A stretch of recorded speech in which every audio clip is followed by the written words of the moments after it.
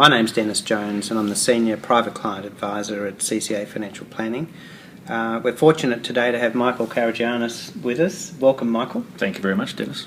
Michael, I better get this right. Michael is a Senior Analyst with MLC and NAB, Senior Investment Analyst, and Michael also heads up the Private Investment Consulting team. Today we'd like to have a bit of a chat about the special investment needs of high net worth clients in particular. What are some of the challenges they have, and also how the new offer, or relatively new offer, it's been going for a while now, the private investment consulting offer, how that addresses their needs. Could you give us a little bit of an overview of that? Yeah, the private investment consulting team was established to work with advisors who have high net worth and ultra high net worth clients that they're dealing with. And what we've found is that that particular segment of clients has a special set of needs. It needs special solutions, effectively. For many investors, a principal objective is accumulation. They're still trying to accumulate enough wealth to retire on. High net worth investors really have already done that through their own endeavours, perhaps, or through circumstance or fortune. They've been actually able to accumulate that wealth. For them, it's about how to preserve that wealth in many cases and how to actually generate enough income to live on to support lifestyles. So from that perspective, you actually build portfolios, or you should build portfolios somewhat differently, and that's, I guess, the angle that we pursue within the private investment consulting team, actually providing that specialist advice. Now, look, it's a very interesting space because from our experience, we've found that clients in that space, their number one priority is protecting their capital. And the number two priority is, well, how can we protect the capital and also get reasonable returns? And of course that's become really challenging in this climate with interest rates on cash and term deposits falling. So many people that have got money were getting 6% a few years ago, and now they're probably getting closer to 3%, which is a significant change. So can you also perhaps give us a bit of an overview? I believe that with the resources you have at MLC and NAB, there are 40 scenarios that are constantly tested and modelled. Can you give us a bit of an overview of that research? Yeah, what we do is really focus on building portfolios, not for what we think is going to happen in investment markets or what the investors that we're doing work on behalf of think is going to happen. And the reason why I say that is because we generally are limited by our own imaginations. We're so influenced by what has happened in the recent past with financial markets. We, as humans, we tend to be influenced so strongly by that we can't pick turning points. So the way we approach it is to actually look at what can conceivably happen within markets. And to do that, we actually construct a range of scenarios of investment markets, extending out over perhaps periods of 5 to 10 years. Each of them very different, and as you mentioned, 40 different scenarios that we look at, ranging from extremely positive scenarios where perhaps equity markets rise at very aggressively strong growth rates, to very negative scenarios where perhaps they actually go backwards, and everything in between. And we test portfolios under each one of those scenario conditions because we don't really know exactly how markets will pan out, and that's certainly evident since the global financial crisis. Uncertainty is at a premium, and building portfolios in this sort of environment for a particular circumstance could actually be very fraught. You could end up, actually doing a lot of damage to your portfolio. So actually focus on the risks, build portfolios to condition for those risks, and then let the returns look after themselves. It sounds very logical when certainly from our perspective, I guess, as advisors, but when you look out there, and recently we reviewed quite a number of self-managed super funds for high net worth clients on behalf of their accountants, or the accountants asked us to review them on behalf of the clients, and we found that typically their strategy included Australian blue chip shares, the banks, Wesfarmers, etc., some term deposits. Some of them had the business premises in there. Very few of them, in fact, and these weren't our clients, I might add, very few of them had international exposure. And that sort of portfolio sort of all bodes well until you get a number of those scenarios we're talking about playing out. Or recently, of course, with the significant, the drop in the Aussie dollar versus the US dollar, obviously international assets that were were not hedged had a significant uplift. I mean, there's a lot of people that are missing out on those opportunities. I believe in Australia we really only have probably 2% of the global investment opportunities, and the other 90% are ex-Australia. Yeah, I refer to it as the holy trinity of portfolio construction in Australia, where you see portfolios quite typically, and I see them in smaller investor pools or very high net worth pools, very similarly constructed, large portions of Australian shares, significant exposure to term deposits, and then residential property. And that sort of is considered to be a well-diversified portfolio in Australia. And, reality is that when we go through, particularly our portfolio construction process, and we stress test these portfolios according to the scenario set that we have, it actually shows certain environments where that type of portfolio strategy breaks down materially. Because you can actually envisage circumstances where you don't actually have the diversification you think you have by just owning those assets. So to give an example, if we actually had a recession in Australia, the share market would be detrimentally affected, but also the residential property market would likely be detrimentally affected. And you'd actually have a feedback loop into the share market, because a large portion of the share market are banks that have mortgage exposure to the property market. So there you've got an overlapping risk to apparently different asset classes. But being in term deposits is not going to necessarily help you either, because in that sort of environment, of course, the Reserve Bank would be cutting interest rates even more aggressively than what we've seen. And you might preserve capital in term deposits, but you would certainly not get any return, and you would therefore be at risk of long-term decay of real wealth. So, we look at portfolio construction from a much more diversified perspective, that we believe that having international assets in a portfolio is really important in most circumstances, but particularly at the moment, the strength of the Aussie dollar still gives you a wonderful opportunity to invest overseas at relatively attractive terms. But in an environment, if we did see further distress in financial markets, share markets, the fall in the Aussie dollar that would likely occur in that environment actually would cushion your overseas assets better than your domestic assets. So internationalisation of portfolios is absolutely essential.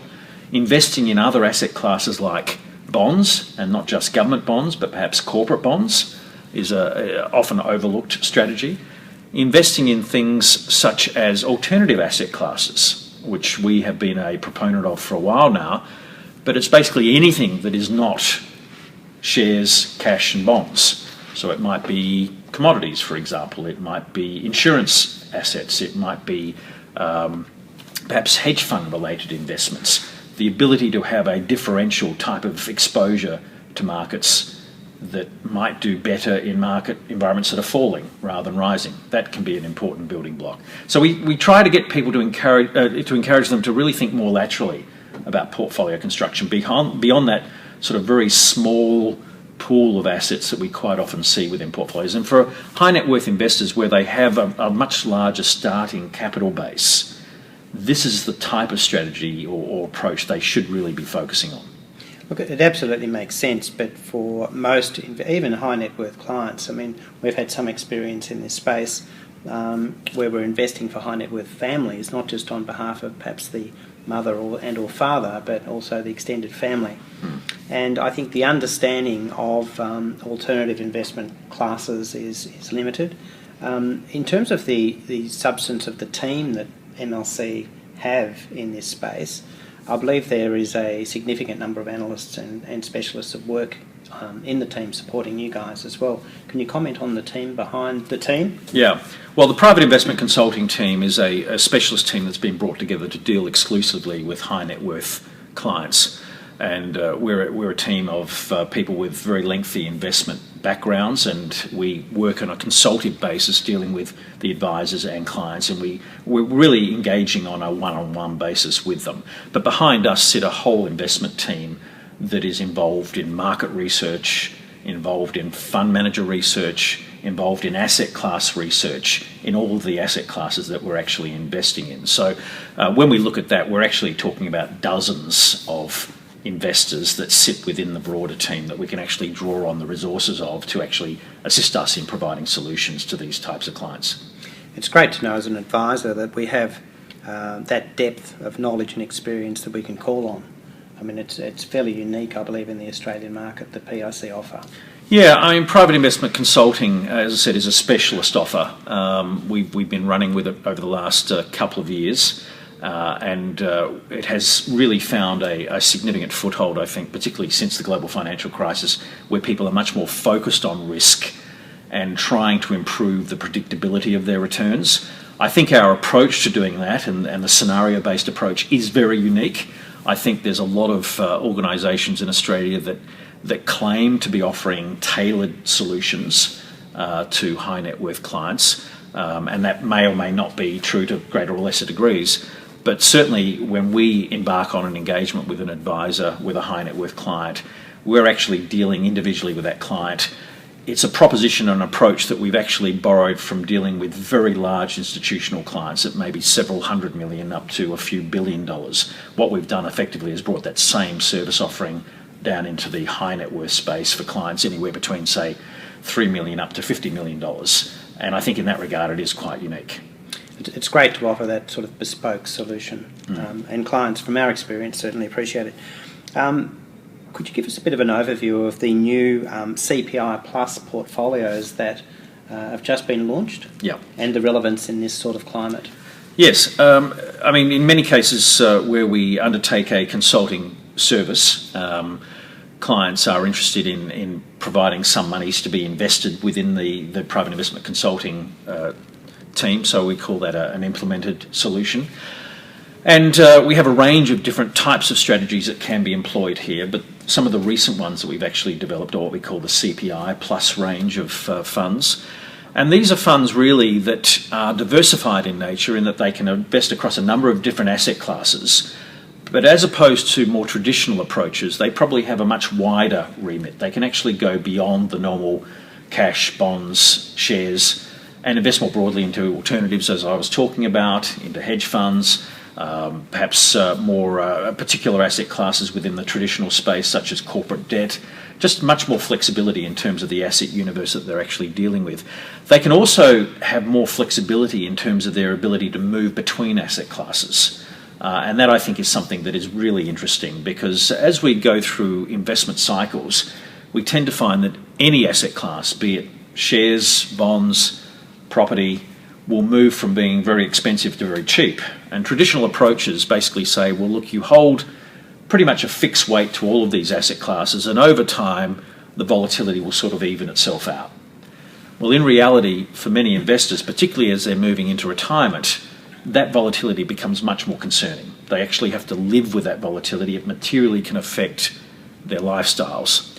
And so a real return or a CPI plus approach really says, well, if an asset class or a particular investment is expensive, just don't hold a little bit less of it, actually exit it. Don't hold any of it if you need to. But Michael, are you saying that if shares, for example, really topped out in terms of their values, and it was anticipated that perhaps they were overvalued, then the managers you have managing these portfolios could move almost completely out of shares into perhaps cash or other more defensive classes? Yeah, well, we could certainly control those levers as well, but certainly some of the managers underneath that we are appointing to various asset classes could also have additional flexibility to move their portfolios around more dramatically. So rather than, perhaps reducing your share exposure at the margin, you actually reduce it dramatically to actually try and preserve capital if we actually saw a fall in equity markets. It's a really interesting approach when you consider that, compare this approach, which is, I guess, a dynamic asset allocation approach, to the more passive approach, say, that would be used by an industry fund. Perhaps an industry fund couldn't possibly take this approach because of the billions of dollars they have invested. So this seems to be a more tailored approach that is responding to what's happening in the markets on behalf of clients to protect their capital. It sounds almost too good to be true. I mean, how is it achieved? Well, it's just having that greater flexibility. I mean, the normal approach to investing in Australia over a very long period of time is, as I said, to really ride out the volatility by maintaining pretty much a fixed exposure to a variety of asset classes that you brought together. It's sort of analogous, I guess, if you like, to a supertanker sort of sailing through volatile waters, and whether it's stormy or not, it just continues in one direction. A more, I think, dynamic approach, which I think is gaining greater popularity, of which these types of funds, these real return funds are based around, is to actually twist and turn the portfolio around to actually react to the conditions. So if it's looking stormy, actually go for safe haven. Actually, go into cash or go into high quality bonds, maybe even to gold for a period of time. And then when you actually feel that it's safe enough to come back out again, or markets have perhaps corrected and offer greater value, then you can actually increase your exposure back out into share markets. It's really designed to try and focus on preserving capital as much as trying to generate returns. Sort of smoothing out those returns. Yeah, really trying to smooth out that volatility. And I think it's not necessarily suited to everyone. It's certainly, I think, suited to investors that are risk sensitive. And these might be investors, for example, that are perhaps later in life, moving into retirement or in retirement, where the opportunities to top up their capital if they have a negative wealth shock is reduced. They don't have the income coming in anymore. We found it very suitable for high net worth investors who, as you were saying earlier, they've spent their life building up their wealth. The last thing they want to do is actually lose it. So capital preservation is often their first criteria of investment objective. And these types of funds, as a building block at least, can be very useful in that context. So we could use them as an advisor, perhaps as a core, in addition to some satellite investments to complement that. Look, thank you. Oh, by the way, just with regard to the new portfolios, I believe one of them has been around for quite a long time and has an interesting track record. Could you comment on that? Yes, the long-term absolute return fund, which is, I guess, our flagship CPI Plus fund, has actually been around now, I think, for the order of about 7 or 8 years. So it's got a very long-term track record, and an interesting track record, of course, because it actually was in existence during the global financial crisis. And so it does show you a sense as to how these types of funds can behave or deliver relative to traditional approaches. And how's it gone? It's done very well. I mean, it's delivered quite good long-term returns, with much lower volatility. I think that's the key point, much lower volatility, particularly during negative market environments compared to traditional approaches. And I think that's really the essence. They don't aim to give you positive returns under any environment. They're designed to give you a good outcome with less volatility and less chance for negative return. So more sleep at night. More sleep at night factor, not having to stare at the ceiling. And look, that's a key issue, because even though we encourage our clients not to check their portfolios every day, if you're in retirement and you've got time, it's understandable that people do. And if they can see a fall of 3% in one day, for example, if something dramatic does happen, you can understand how they would be anxious, how they are anxious. So these new portfolios are aimed at smoothing out the returns and achieving similar returns in the long term, but with less volatility. That's right. I know we're running out of time today, Michael, but just quickly in conclusion, I hate to put you on the spot like this, but can you give us as an expert, no pressure, a bit of a view of where you believe we're heading now globally, and where you see, say, the ASX in 12 months' time? And we'll get him on camera so we can hold him to it. Well, the last one first, because that's always easy. I duck and weave on that one. Because we operate a scenario-based approach, when we get asked a question like that, we don't say, look, we think it's going to be at this level, because that predetermines that we believe one scenario is going to play out. In reality, as we speak, there's so much uncertainty at the moment in the US with regard to the negotiations over the debt ceiling. We were uncertain as to what's happening in Europe at this point in time, what's happening in China, and of course we've got a new government in Australia, and we're not quite sure how that's going to pan out in terms of policy. It's a very uncertain environment. Frankly, a number of different scenarios could play out over the next year. So we tend to offer a conditional view. In certain scenarios, if they were to occur, for example, we actually avoided the worst case in the US, the debt ceiling was rolled over, the budget was passed, the government was back to work again, then I think the prognosis is probably reasonable for share markets over the next year. I don't think you're going to get the same sort of performance as we've seen over the last 12 months. The 20-30% type returns, I think, have produced a much higher level of valuation in the share market globally, and I think it's just harder to drive that sort of return again over the coming year. But you'd expect at least some positive performance. The counterpoint to that, of course, is if worst case we actually do get a debt default in the US, and it is a serious default in that it actually lasts for a period of time, the negative impact on confidence would have very severe repercussions. We would see a ripple effect that in a worst case could be analogous to a global financial crisis Mark II. So many investors hold US government bonds around the world, not just US investors but global investors. The knock-on effect of that to the US investor as well as global bond markets and investors as far afield as Australia and Asia would be extremely serious, and I would dare say that share markets in that sort of environment would have potentially a very negative experience. That's the range of outcome. We might just find that it's sort of mediocre and something in between where share markets just mark time for the next 12 months or so. But that really, I think, highlights the point that at any point in time, particularly in the environment we're currently in, uncertainty is at such a premium that to build a portfolio hanging your hat on one outcome in that environment exposes you tremendously to something going wrong and hurting you. And that is not the way we choose to build portfolios, particularly when we're dealing with high net worth clients. It's a recipe for exposing yourself to unnecessary risk, in my view. It all makes sense. Thank you very much, Michael. Thank you very much, Dennis. Good to catch